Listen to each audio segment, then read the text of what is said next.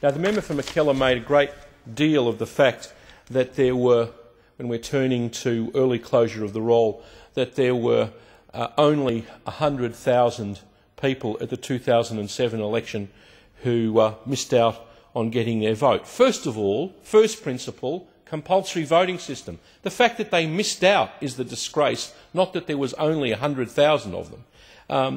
The result of the reason for the drop was, of course, people had a much shorter time to apply. Therefore, fewer of them did it. The advertising of the Australian Electoral Commission, the desire of the Electoral Commission to efficiently enrol people has taken place at every election, including all of the elections between 1996 and 2007, at which the opposition, the now opposition, then government, was elected. These categories of people that they sought to exclude in 2006 quite legitimately elected them previously.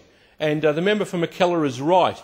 Those of us who have that democratic ethos of including every possible Australian are going to be looking at issues of provisional voting and trying to include all of the people that were so unfairly excluded, including people whose name are on the electoral roll. Thousands of people whose name were on the electoral roll were excluded from voting at the last elections by the malevolent legislation introduced by the Liberal Party at the 2006 for the 2007 election. This bill seeks to overturn the unconstitutional legislation introduced by the Coalition in 2006. It proposes a change the date for which the close of the rolls from the third working day after the writ to the seventh day after the writ is issued.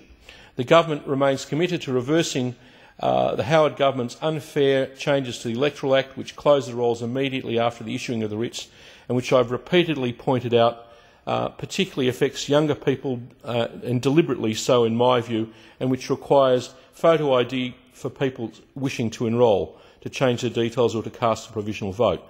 The thing that I find the most outrageous and egregious about these previous changes is that the previous government was elected at all the elections between 1996 and 2004 on the previous system.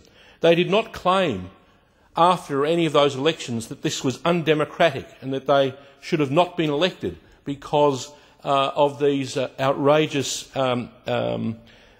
people who were enrolled via the very sensible provisions which we then had in the Electoral Act.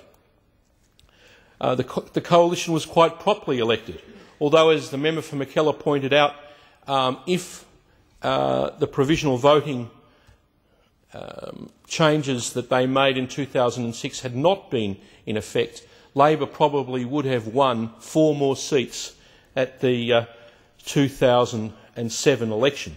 This obviously wouldn't have affected the result, as we won anyhow, but it just shows you that changes to provisional voting can actually affect the results in seats. And I would argue that it was done deliberately so. Perhaps not by the member for Mackellar, who wasn't behind all of this or aware of all of the nuances, but the categories of people that were excluded are identified by all of the psephologists as people who would vote either Labor or Green at a margin of 60 to 65%. So you can understand if there was a political intent in these changes, it was designed deliberately to exclude categories of voters who might disproportionately vote for forces that were not part of the now opposition.